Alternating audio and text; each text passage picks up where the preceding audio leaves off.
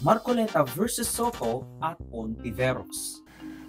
A unanimous decision could become a unanimous mistake. Wala pa pong nangyaring gano'n, Mr. President. At saka po tayo pag nananakbo. Ako po ay nakasapatos at saka sa kalsada kaya hindi po ako matitinik. Well, Mr. President, there's always a first time. Regardless of whether it's unanimous or not, unanimous decision does not bar an appeal or a reversal, Mr. President. That is one thing for sure. Archive, now a repository or collection especially of information. With 5 affirmative votes, 19 negative votes, the motion to table the motion of Senator Marcoleta is lost. Verb, to file or collect in or as if in an archive. With 19 affirmative votes, 4 negative votes, 1 abstention, the motion of Senator Marcoleta as amended by Senator Joel Villanueva, adhering to the immediately executory decision rendered by the Supreme Court en banc to the archives, the same is hereby approved. House of Representatives, impeachment of reconsideration. So for me, ako nga pala si Borjo sa News Authority Recap Weekly Edition number 1, 2, 5. We have those covered since last week, so skip to the times as provided if it piques your interest. Marcoleta versus Soto at Ontiveros. Impeachment in-archive ng Senado. In a historic ruling ng Senado with 19 in favor, 4 against at 1 abstain, sa pagtable ng pag-archive ng impeachment ni Vice President Sara Zimmerman Duterte, nakatago na at in all realities, the impeachment of Sara Duterte is now hereby declared functionally dead. Before the explanations of vote, Chair would first like to make of record the result. With 5 affirmative votes, 19 negative votes, the motion to table the motion of Senator Marcoleta is lost. With 19 affirmative votes, 4 negative votes, 1 abstention, the motion of Senator Marcoleta as amended by Senator Joel Villanueva, adhering to the immediately executory decision rendered by the Supreme Court en banc on July 25, 2025, which among others held that the articles of impeachment are null and void ab initio, and that the Senate did not acquire jurisdiction, and to move to transfer the articles of impeachment in relation to case number 002-2011 entitled "In the Matter of the Impeachment Trial of Vice President Sara Zimmerman Duterte" to the archives. The same is hereby approved. So ano nga bang dahilan? Bakit pinag-usapan ngayon, a full fortnight or so after the Supreme Court's unanimous decision na nagsasabing unconstitutional ang ika-4 na impeachment complaint na naging impeachment or articles of impeachment laban kay Duterte? Being the only agenda for that day brought up by Senator Marcoleta, he moved to dismiss the impeachment case laban kay Duterte, but it was later revised down to archive o isang tabi at itago muna until further notice at hanggang sa mahukay ulit. Today, I believe the entire nation awaits the disposition of the matter in regard to the impeachment complaint filed against the Vice President, Sara Zimmerman Duterte. In the light of the recent but unanimous decision of the Supreme Court, Mr. President, when the Supreme Court negates the actions of a co-equal branch of government, it does not assert its superiority. Instead, it upholds the supremacy and the dominance of the fundamental law of the land, the Constitution. And so the Supreme Court has already spoken. The last arbiter of law, it says the complaint is unconstitutional, is void ab initio, is violative of due process. The Senate never acquired jurisdiction over this. It is immediately executory. On that note, Mr. President, I respectfully move that the impeachment complaint be dismissed. I so move, Mr. President. Ano nga ba ang pinagkaiba ng tatlong motion? Motion to dismiss by Marcoleta, motion to archive at motion to table ni Soto the impeachment complaint. Una, and this is really funny, walang motion to dismiss sa rules ng Senado. Ang sabi ni Marcoleta, bibaraw niya na lang from the judiciary part or the, impeachment court part. Mr. President, when the Supreme Court negates the actions of a co-equal branch of government, it does not assert its superiority. Instead, it upholds the supremacy and the dominance of the fundamental law of the land, the Constitution. And so the Supreme Court has already spoken. The last arbiter of law, it says the complaint is unconstitutional, is void ab initio, is violative of due process. The Senate never acquired jurisdiction over this. It is immediately executory. On that note, Mr. President, I respectfully move that the impeachment complaint be dismissed. I so move, Mr. President. Mr. President, I've been diligently reading and reviewing the rules of the Senate since I've been out of this august chamber for 3 years. Nowhere in our rules can I find a provision on a motion to dismiss, as submitted by the honorable gentleman from Tarlac.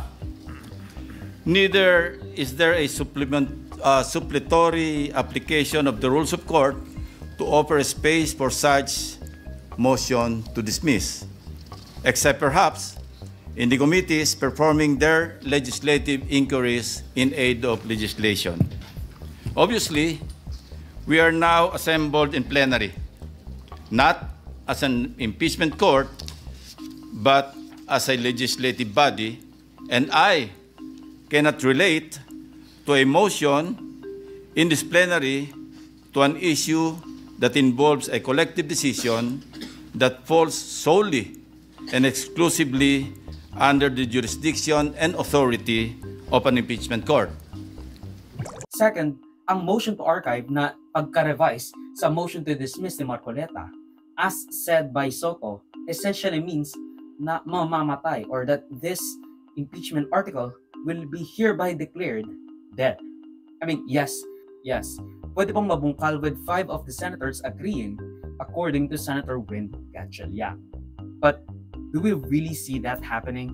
Especially since, thirdly, ang motion to table the impeachment complaint naman ay basically just saying na wag muna natin to pagdesisyonan, maghunos dili muna kayo kasi hindi pa matapos yung motion for reconsideration na pinasa ng House of Representatives via Reginald Velasco and Martin Romualdez to the Supreme Court. Wag nyo munang i-dismiss. A case decided unanimously does not mean that it is infallible. For all we know, it is a unanimous mistake. That again can be corrected by setting aside and reversing prior pronouncements. We shall wait for the resolution of the MR.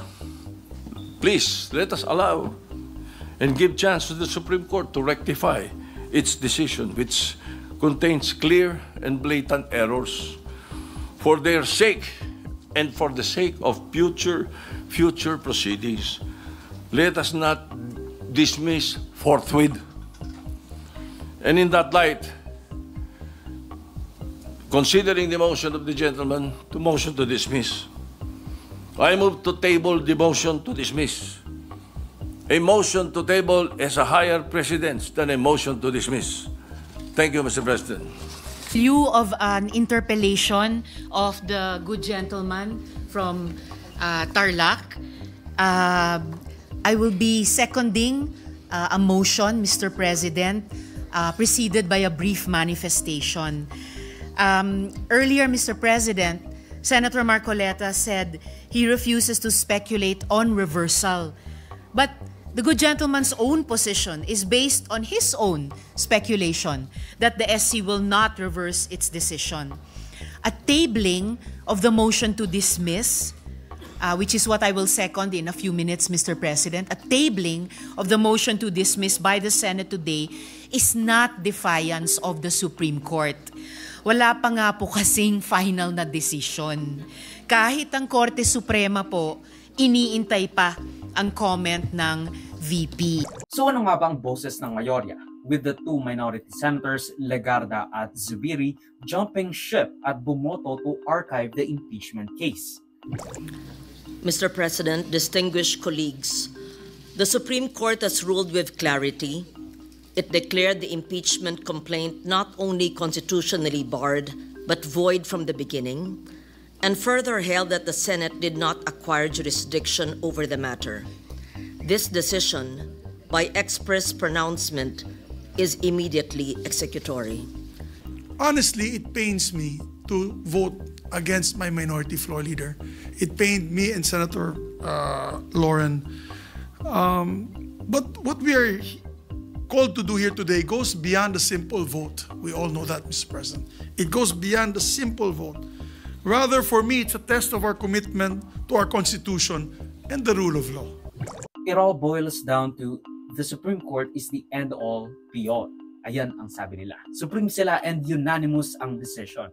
Bihira raw ang ganoong reversal, although it has happened before. Now, according to them, the people voting in the negative is stoking fire. Na magkakaroon tayo ng constitutional crisis dahil sa legislative overreach o pagkukuha ng kapangyarihan ng Senado na dapat ay nasa purview ng Supreme Court. That we should bow down or that they should bow down sa Supreme Court. Because again, ayon sa Constitution, they are the ones that will interpret whether a law unconstitutional or not. They also said na ang Supreme Court is the only court to decide whether one thing is constitutional or not. And they decide to abide at respect the Supreme Court's authority sa kaso. Ayon kasi sa Supreme Court, hindi wholly political ang impeachment case kundi isang legal at constitutional matter with political characteristics na hindi nasunod via technicality ang impeachment. Nagdagdag pa ng rules at pinahirapan lalo ang mga impeachment proceedings sa susunod na mga terms. May ilan ring nagsasabi na ginagamit lang ngayon ang impeachment as a political tool para mawala ang frontrunner sa 2028 national elections. That if they don't want her to win, they have to beat her without the impeachment. Kaso, again, that's not really what the impeachment is for. The impeachment is for accountability. Okay? Hindi lang porket, talunan nyo na lang siya kung ayaw nyo talaga siya manalo. That's not the point of the impeachment. Pero ang sinasabi nga nila, ginagamit daw ang impeachment na to for their political gain. Dapat may impeachment pero hindi dapat gamitin ito ng magkalaban lang sa politika. Ayaw natin maging presidente si Vice President Sara, talunin nyo na lang sa 2028. Are you truly for accountability or simply anti-Duterte? Do you truly respect and want to preserve the Constitution or you simply hate the Vice President? Are you serving the nation's interest or protecting and pursuing your own personal ambitions or agenda? Are you fighting for truth or are you simply after revenge? Do you really want a trial or do you just want a conviction? Do you really believe that we are wrong or do you simply think and feel entitled and believe that you are always right? Meanwhile, ang apat na bumoto in the negative with two majority senators, Soto, Ontiveros, Pangilinan at Aquino, isama na rin siguro natin si Lacson. They argued na nung una, hindi dapat ito i-dismiss dahil mayroon pang motion for reconsideration. Umapela ang House of Representatives via Martin Romualdez. Masyadong minamadali kung ngayon pa lang, pinagdedesisyon nyo na kung gusto nyo i-dismiss ang impeachment complaint, hindi pa nga tapos yung motion for reconsideration. Hindi rin nila ina-undermine ang Supreme Court ayon sa kanila. Kundi gusto lang i-table or ipagpaliban muna yung decision to dismiss or archive. Kasi again, may hihirapan kunin ulit kapag na-archive na or even worse kapag na-dismiss. Never mind the fact na nahulog ata sa misinformation ang Supreme Court when it inaccurately cited a news article galing sa ABS-CBN na clarify rin ng ABS as the Supreme Court decision as the Supreme Court decision bolstered its decision by adding na walang botohang naganap, na they just passed it on and like, pumirma kayo dito, ganyan, boom. So ano ba ang magiging implikasyon ng Supreme Court decision sa Sara Duterte v. House of Representatives? Kung gusto mong mawala ang impeachment threats laban sa'yo, it's actually really easy. Every year, unahan mo mag-file ng impeachment laban sa kaibigan mo. pag naunahan mo sila. Also, make it a really dumb and incredibly untrue. Kumbaga, wag mong i-cite yung facts sa pag-file mo ng impeachment sa kaibigan mo para madali siyang ma-dismiss.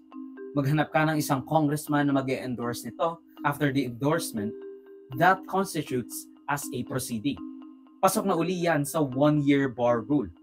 Rinse and repeat hanggang sa matapos yung termino ng kaibigan mo. Kapag naunahan mo mag-file ang impeachment ng mga totoong tao na gustong mag-impeach sa kaibigan mo at na-endorse agad ito ng isang congressman na again, kaibigan mo rin, congratulations! Bawal na ulit siya litisin for impeachment for the year dahil sa 1-year bar rule. Kaya naman pala, minabadali ng Senado ang pag-dismiss and later on pag-archive ng impeachment complaint kasi minadali rin ng Supreme Court ang desisyon at ang istriktong rules around the impeachment. Motion for reconsideration ni Romualdez, impeachment ni VP Sara. The Supreme Court is a co-equal branch of government. Its wisdom is deep, its authority is real. But its members, like the President and the Vice President, are also impeachable officers. When the court lays down rules for how it or others like it may be impeached, it puts itself in the dangerous position of writing conditions that may shield itself from future accountability. Naghain si House Speaker Martin Romualdez ng motion for reconsideration as the House of Representatives sa Supreme Court regarding their recent decision patungkol kay Sara Zimmerman Duterte. With full respect to the Constitution, in defense of institutional balance, and in the name of the Filipino people, the House of Representatives has filed a motion for reconsideration before the Supreme Court. This is not an act of defiance. It is an act of duty. We do not challenge the authority of the court. We seek only to preserve the rightful role of the House, the voice of the people, in the process of accountability. Nang ibaba ni Supreme Court Justice Leonen ang 97-page unanimous decision to declare void ab initio or void from the very beginning ang pang-apat na impeachment complaint laban kay Vice President Sara Duterte, they had laid down multiple reasons to justify their case. Una, the impeachment is a constitutional and therefore a legal proceeding with political characteristics. Na porque sui generis or not generic/unique ang isang bagay does not convert it into a purely political process. Dahil again, sinasabi nila, it is a constitutional and legal proceeding na kailangan ng due process with political characteristics, not wholly political. Hindi lang siya political na legal matter. The impeachment process is primarily a legal and constitutional procedure, but with political characteristics. It may be sui generis, but it is not a purely political proceeding. Kahit na, only the House can impeach an official at only the Senate can try that official. Sinabi nila yon kasi maraming kumwekasyon kung mayroon ba talagang jurisdiction ng Supreme Court sa kaso ng impeachment. Hindi ba co-equal ang tatlong branches ng gobyerno that no one is above the other? At ayon sa konstitusyon, the impeachment is only done by Congress. The Supreme Court decision written by Senior Associate Justice Marvic MVF Leonen ruled that all legal issues involving impeachment proceedings are subject to judicial review. Considering the nature of the offices and the institutions that are subject to impeachment, its effect on the independence of constitutional departments and organs, and its nature as a constitutional process. Pangalawa at pangatlo, the first 3 impeachment complaints ay sinasabing na umpisahan ng i-endorse ito ng one or more congressman. Considered as archive na raw ang tatlong impeachment complaint noong nag-transmit si Velasco to the freaking Senate. The court took note that the House and the 19th Congress did not act on the first 3 endorsed complaints, which were considered terminated or dismissed upon adjournment of the House. The 3 impeachment complaints were archived and therefore deemed terminated or dismissed on February 5, 2025. Therefore, no new impeachment complaint, if any, may be commenced earlier than February 6, 2026, the Supreme Court held.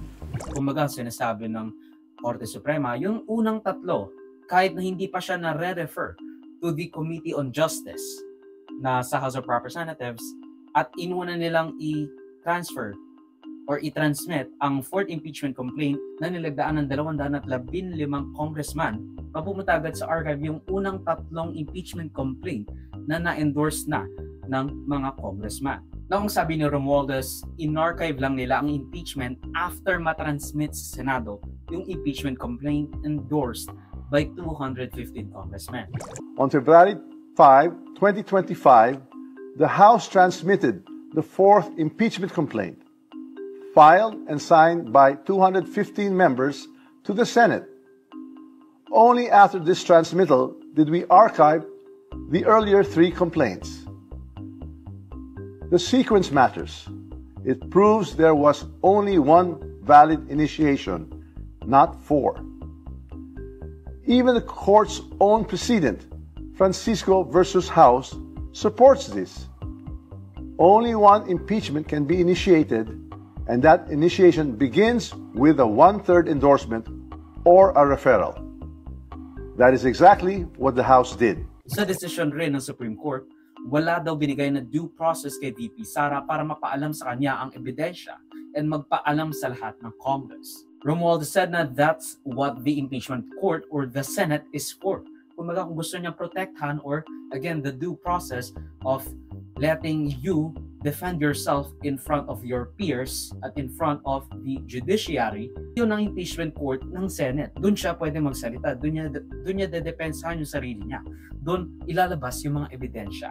Doon niya madedepensahan, made known of the accusations and evidences laid against her. The court also said the Vice President was denied due process because she was not furnished a copy or given a chance to respond. But nowhere in the Constitution is that required before transmittal. In fact, in all past impeachments, the trial and the right to be heard take place in the Senate. To invent new rules now and apply them retroactively is not just unfair, it is constitutionally suspect. Pinaalala niya rin sa mga Supreme Court justices na they are impeachable officials too. And if they can decide what can and what cannot be impeachable, what are the rules of impeachment, then they upset the balance between the branches of the government kasi nga again, only the Congress is allowed to administer the impeachment. Kasi ang impeachment ay purview lamang ng House of Representatives at sa Senado naman ang paglilitis. Walang opisyales ang viably mai-impeach because of the new rules laid down by the Supreme Court, which the Supreme Court does not have authority over impeachment matters. Ayun ang sabi ni Romualdez. The Supreme Court is a co-equal branch of government. Its wisdom is deep, its authority is real. But its members, like the President and the Vice President, are also impeachable officers. When the court lays down rules for how it or others like it may be impeached, it puts itself in the dangerous position of writing conditions that may shield itself from future accountability. Hindi natin alam if ever mare-reverse ang unanimous decision na ito. Malaking sampal siya sa Supreme Court because, they just delivered that unanimous decision. Kung isipin natin, should the Congress even think of what the Supreme Court has said? May pakiba dapat ang Senado at House of Representatives kung ano ang nasa isip ng Supreme Court when the impeachment is decidedly under the purview of HOR at Senado. Kumbaga, bakit inilalaan o sinasang-alang ng mga senador ang opinion or ang desisyon ng Supreme Court about the impeachment, never mind the fact na dismissed ito based on a technicality and a different, stricter interpretation mga justices ng nasabing pangyayari. Never mind the fact na sui generis ito, that it is unique, that it is not generic. Kumbaga, if this is sui generis in nature and circumstance, maybe hindi naman dapat natin ilagay yung sui generis sa isang sui generis essence rule.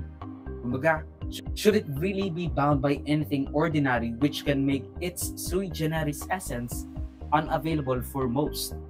Kasi again, pinahihirapan mo with that due process thing. Eh mayroon naman talagang due process. Napapaalam rin naman sa kanya yung mga rason kung bakit siya gustong i-impeach ng House of Representatives. At yan ang pagtatapos ng News and Worthy Recap Week Edition for roughly the first week of August 2025. We'll switch to some more topics and our questions and balitas if you feel I'm represented them in any way. Salamat sa panonood mga kaibang warm like, subscribe and follow my links in socials and avoid Joseph that will be linked down below. Sa susunod of course, paalam.